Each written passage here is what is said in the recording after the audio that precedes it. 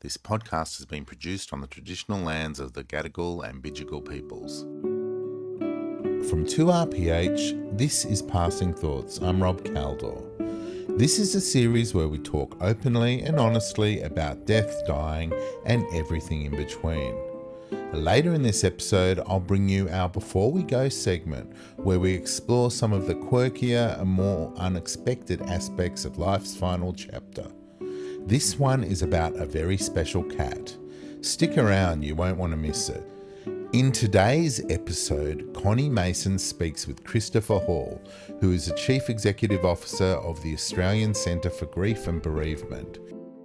Connie starts by asking Christopher, why do we grieve?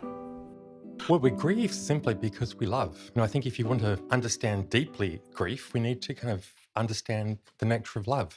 And that is that we are, as human beings, we're social creatures and we form deep connections and bonds with other people. And it's really this sense of kind of connection that we make. And we make these connections for lots of reasons. As a young child, we connect with parents because they keep us safe. They are able to respond to our distress. And then we also form attachments with other people partly because of the way love makes us feel. It's a really powerful emotion. And when that connection goes, when somebody dies, it's kind of like we're left with kind of a raw, exposed nerve. And we often have that experience of just wanting this sense of what's often described as pining for somebody, this sort of skin hunger, the ache. So, we grieve because we're human and we grieve because we've formed connections with people and places and things that are important to us. And when we lose those things, it hurts.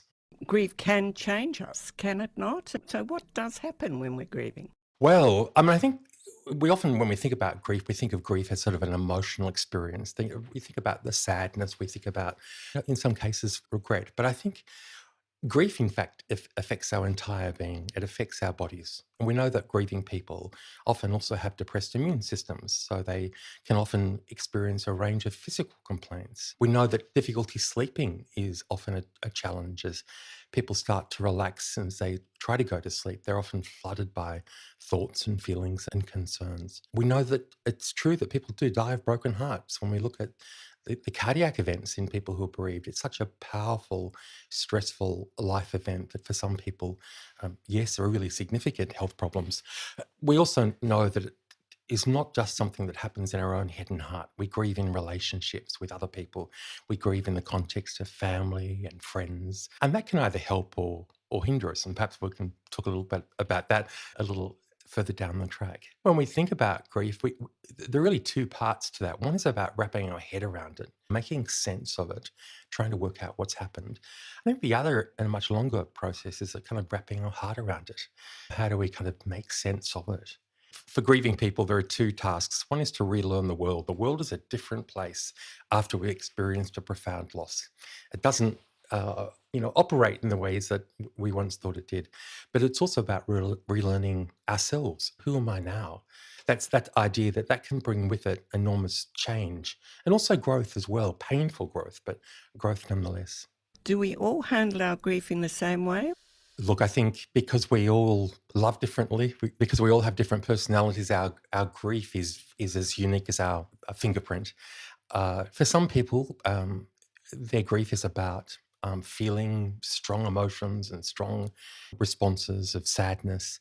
For some people, it might be a sense of relief. It might be that they'd been a carer for a very long time. And I remember a young woman whose mother died in palliative care, and she, for many months, had been juggling kids and responsibilities, and so that she could get to the palliative care unit to see her mum. And she said one of the first thoughts she had was, "Oh, thank God I don't have to worry about finding childcare and juggling these kids."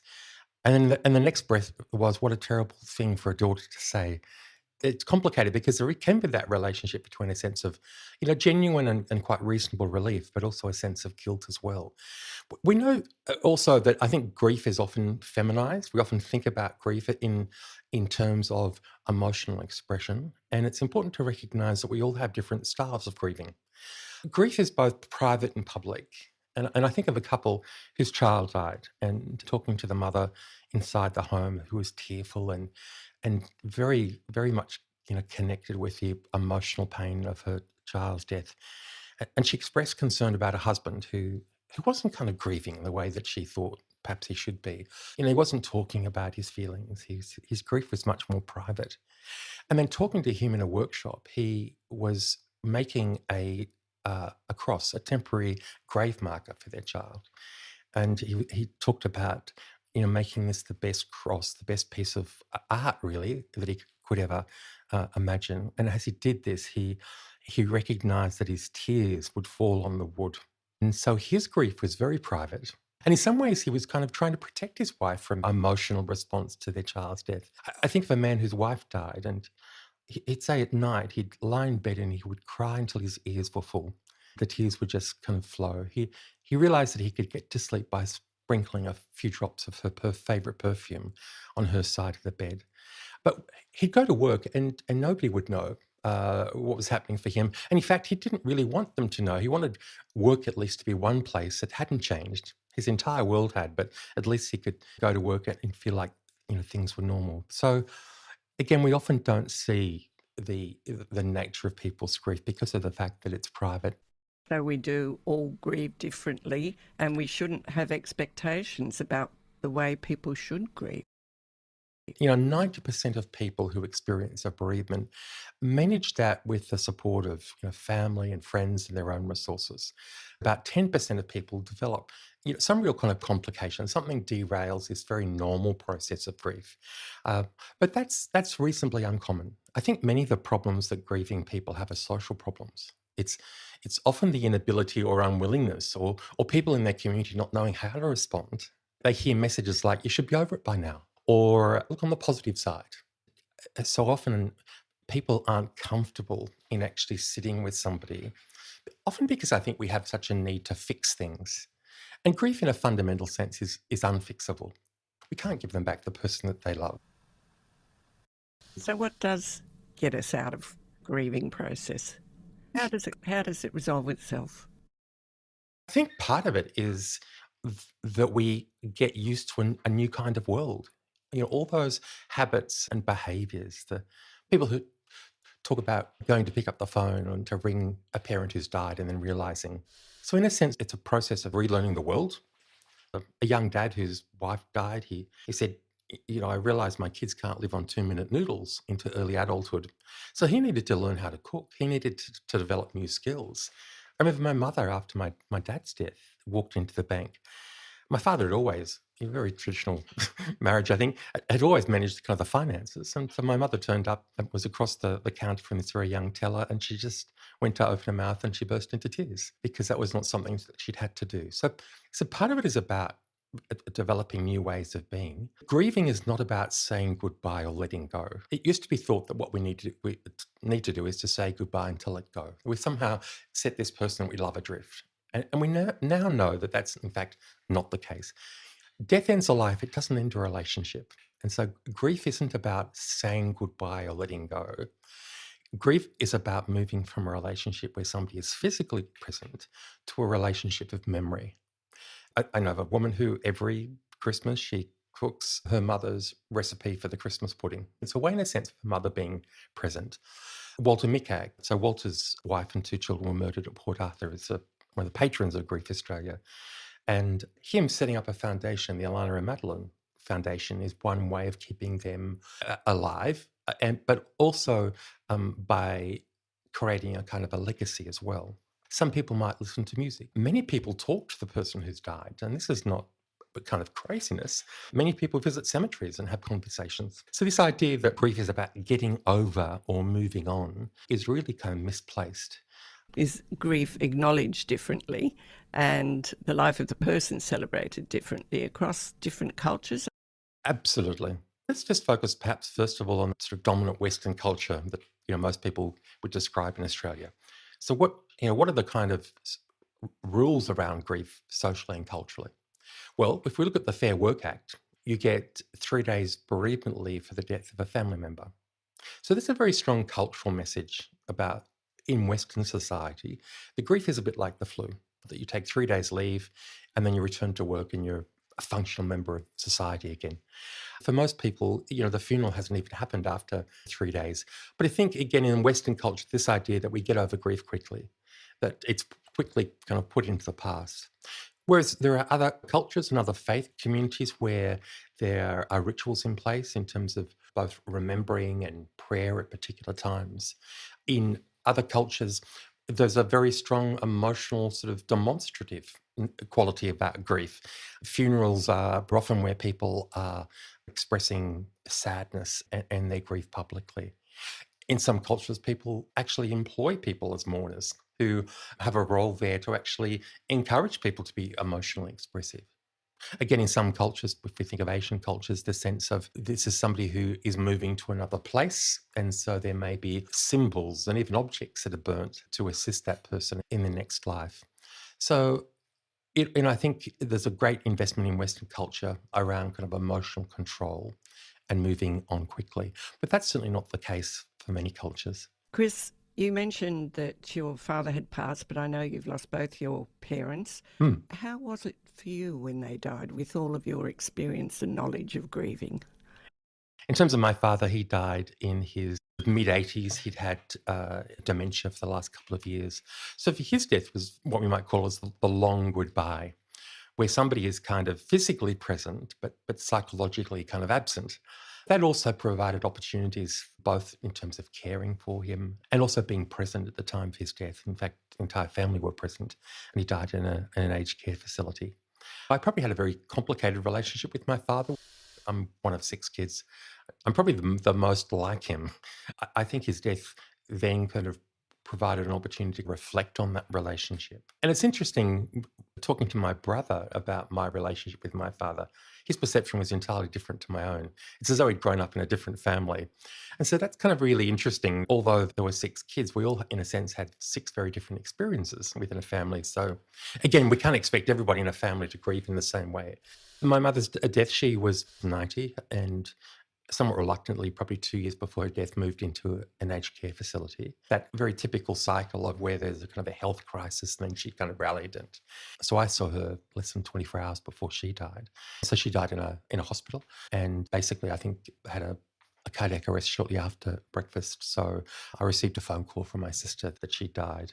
And that was a very kind of different death in not being there at the time, having seen her recently, but having a conversation not long before she died with my sister, asking about whether she'd be surprised if our mother had died in the next couple of days. So I think in both of those cases, perhaps because of the work I did, I tend to take more of a role in terms of things like funeral arrangements. And I think in both cases, because we had family at some distance away, I also arranged to video record both the memorial services.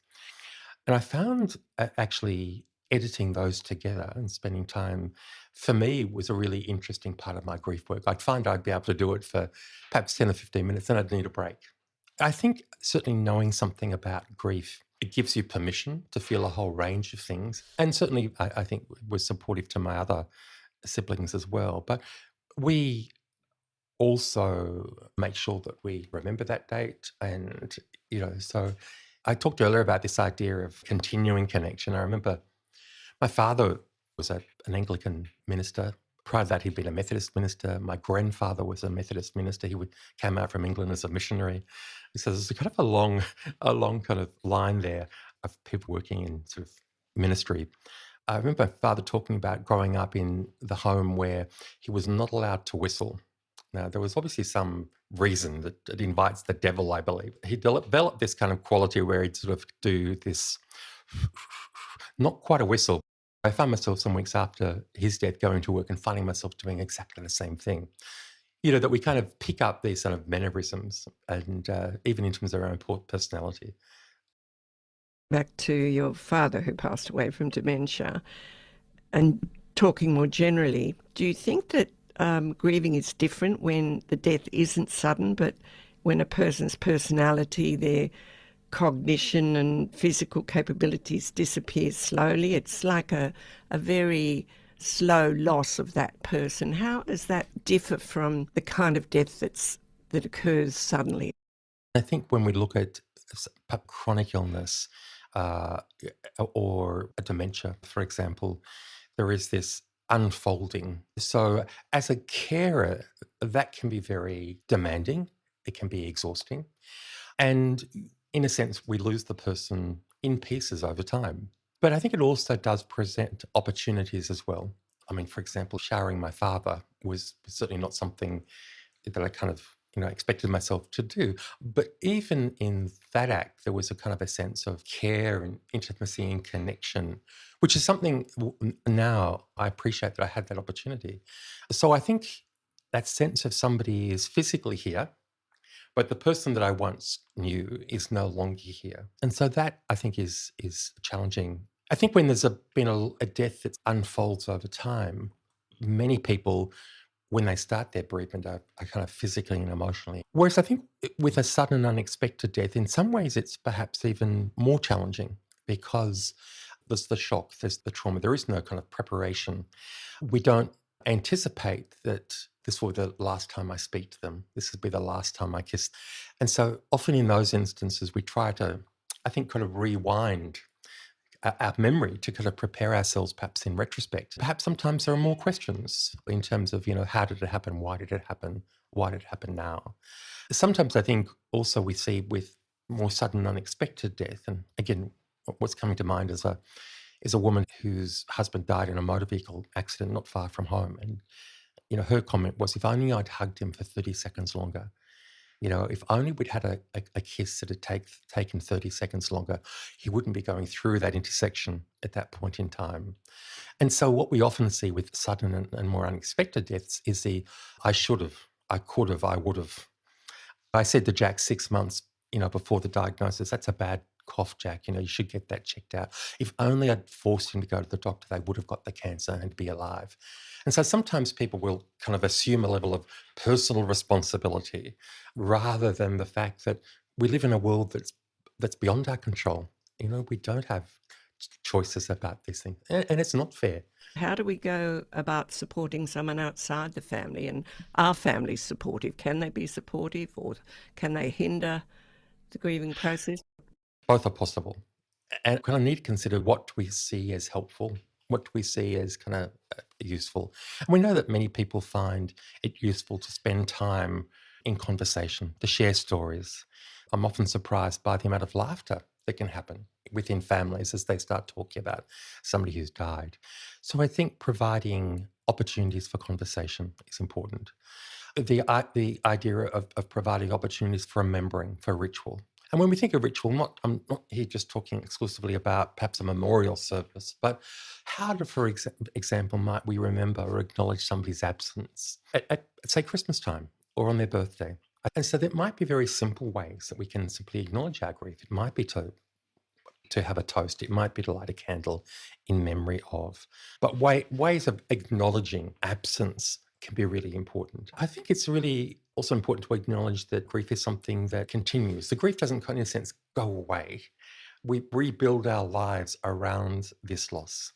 And so families may do things like engage in a fun run to raise funds for cancer research in memory of somebody. They might bring together photographs and make decisions about what photographs might be put out on display, create a Spotify playlist of music that is reminiscent of this person. They may visit the cemetery together. So I think there are lots of ways that we can respond to grief. Grief fundamentally is choiceless. We don't have choices about, people's death, but the way we respond to grief is rich in choice. And if you look at some of the most creative pieces of work that have ever been done, music like Mussorgsky's Pictures at an Exhibition, which was a piece of music composed by Mussorgsky after coming back from an exhibition of a close artist friend who died. If you look at some of the writing of C.S. Lewis, A Grief Observed, which is a story of the death of his wife from cancer, these have all been ways that people have, in a sense, channeled that energy of grief into the construction of something. Do you think it's worth proactively seeking out a way of doing that?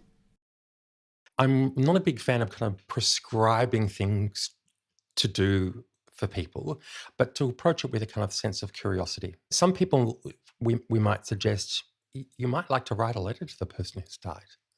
Then you might, in fact, after that, like to write a letter from them to yourself. Because in a sense, we still carry that person in our head and heart. We know what they might say. We know what they might say about the way we're managing our grief, perhaps. For some people, it might be that their grieving style is such that they want to read the stories of other people who've had similar experiences of loss, or to join a group and to be with other people who, in a sense, share a kind of similar experience. For others, it might be about finding the information they need, online. They might be Googling their way through their grief. They might have specific questions they might wish to find answers to. But I think grief does unlock a kind of also a creative potential as well. People who might make a teddy bear out of the clothes of the person who died. Others, I think of a woman whose brother died in the Bali bombings, and she had a tattoo of her brother put on her shoulder, and she talks about the sense that he was an incredible man, and now he's looking over her shoulder, keeping an eye on her. I'm just thinking about our ageing population. There's a lot of us, and as we get older, there are often changes we'd rather do without that result in a loss of independence. There is a loss of the life that we used to have. So do we grieve for those losses? When we think about grief, we often think about grief in the context of bereavement, that is, the death of somebody. But in a sense, throughout our lives, we lose everything. We lose every person, we lose every possession, we lose every goal, every project. And my wife worked in palliative care and supporting families where there'd been a diagnosis of motor neuron disease. And one of the things I think we talk about is we tend not to put things away for special occasions. I think we both don't believe that we have an unending supply of tomorrows. It changes the way we lead our lives. There is this sense that sometimes these losses happen slowly, imperceptibly over time. So yes, we in a sense are dealing with loss all the time. And certainly aging brings with it a whole range of not just losses we're dealing with, but also losses that we can anticipate in the future. So it's not just that we live in the present, we also live with an anticipation of losses that perhaps are yet to come. How should we talk to children about death? I think it's really important that we overcome this deep instinctive desire to protect children. My view is if you're old enough to love, then you're old enough to grieve. And so we don't serve children well by trying to protect them from the realities of life. Anything that an adult can think of can be communicated to a child in a way that makes sense to them. We know over time, a child's ability to think in more complex ways changes. So a very young child really often struggles with a sense of what death is. It's as though Nana's in Brisbane. We're not able to get there or visit, but she's simply doing the same things as she was here. Young children often don't understand that what comes with death is that the body no longer functions. So even the understanding of a concept such as death is something that takes time. So I think the first thing we need to do is, rather than to sit a child down and do the big death talk, is to listen, then to listen again. So what are the questions that a child has? What are the concerns that a child has? If a child's been told that Nana died in her sleep, and this child is now experiencing difficulties going to bed at night, then we can understand that the way we talk about death and describe death is important. That death is not sleep, and that we use language that's kind of direct and clear. The first thing is that we listen to children, that we include children and we support children. So many adults I've spoken to who talk about as a child not being allowed to go to a parent's funeral, or not being told for many days after their death that in fact they'd actually died. And so even a very young child, if there is a funeral, can be supported to be able to participate. And so that might be just simply talking to the child about what's going to happen. It might be about having somebody there, perhaps other than a parent, who can be focused on that child's needs. Increasingly, we're seeing children participate in memorial services. They might bring forward a kind of an object or a memento of importance. So I think what's important for children is also inclusion and choice. We also understand that just as children have short attention spans, they also have short feeling spans. And so their emotional world moves perhaps with greater flexibility. So you can have children running around laughing at a funeral and at other times feeling distress. We also know that children will look to adults in terms of how to respond. And so it's also important that if they're seeing adults around that are stoic and that aren't talking about the person who died and perhaps aren't expressing emotion, then they will quickly learn that the way I need to deal with this is to be stoic and to not talk about it. And so I think there are ways of communicating to a child. There'll be sometimes when mummy will feel sad and I might cry, or daddy might feel sad and cry, but that's okay. And that's just because we're missing Nana. And it's okay for you to do that too. And there might be times where you also want to, feel sad, and that's okay. Because I think sometimes what happens is that parents are concerned that their distress will distress their children. In the same way as you just described children as being cluey, they know that when they're sad, that makes mum and dad sad too. Because the child is able to think about the world in increasingly complex ways, we'll see that children will grieve over many, many years. It might be that at the age of 3, seeing mummy as a star in heaven might be perfectly adequate for them. But that's not going to cut it when they're 14 or 15. And so we'll often see children kind of reworking and making sense again. What would you, or would you like to say anything to the people who will grieve for you when you die? It won't be about, for me, any particular achievement. It won't be about success in terms of a vocational or occupational sense. But I think it will be, I would like them to remember how I made them feel. And I'd like to think that that was a sense of kind of love and connection. In a sense, I think also to remember. It's often been said that we die 3 times. We die, first of all, when our bodies cease functioning. We die a second time when we are buried or cremated. But we die a third and final time when our name is uttered for the very last time.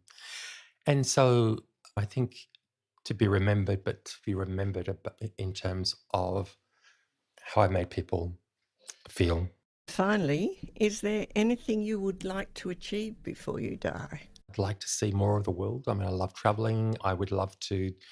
I think there are perhaps some kind of goals related to work. I've been the CEO and director of Grief Australia for 29 years. There are a couple of goals there in terms of the organisation I'd like to achieve in the next couple of years. I'd like to be a grandparent, perhaps not as strongly as my wife is desperate to become a grandmother. So I think those kind of things of travel, spending quality time with my wife while we're still able to do that. A big thank you to Christopher Hall for sharing his story and wisdom. You'll find links to Grief Australia in the show notes. Thanks, as always, to our contributor in this episode, Connie Mason. She puts her whole self into every interview, and I think that really shines through. Before we go, I'm always amazed by the instincts of animals. They seem to be in touch with a realm or dimension that most humans cannot access. I came across a story of a cat named Oscar who was adopted as a kitten and lived at Steer House, a nursing home in Rhode Island on the east coast of the US. Now, Oscar wasn't the friendly, curl up in your lap type of cat. Most days he kept to himself, aloof, a little bit standoffish. But staff noticed that sometimes Oscar would specifically seek out and lie with residents who were near to death. He would remain with them until they died. He would quietly climb onto a resident's bed, curl up beside them, and stay there until the very end. The staff at Stillhouse said it happened dozens of times. Doctors even wrote about him in medical journals. No one could quite explain it. Maybe he smelled chemical changes. Maybe he sensed the stillness of a body shutting down. Oscar didn't fear death. He recognised it and kept watch and gave comfort. To me, what made this story so moving was not that he predicted the end, but that he refused to let anyone face it alone. He passed away aged 17 in 2022. Vale Oscar. Passing Thoughts is made with the support of the Wicking Trust and the team at 2RPH. And just a reminder, would love to hear from you. If you have feedback, topic suggestions, or want to share your own experiences, email us at passingthoughts@2rph.org.au. This is a Radio 2RPH production.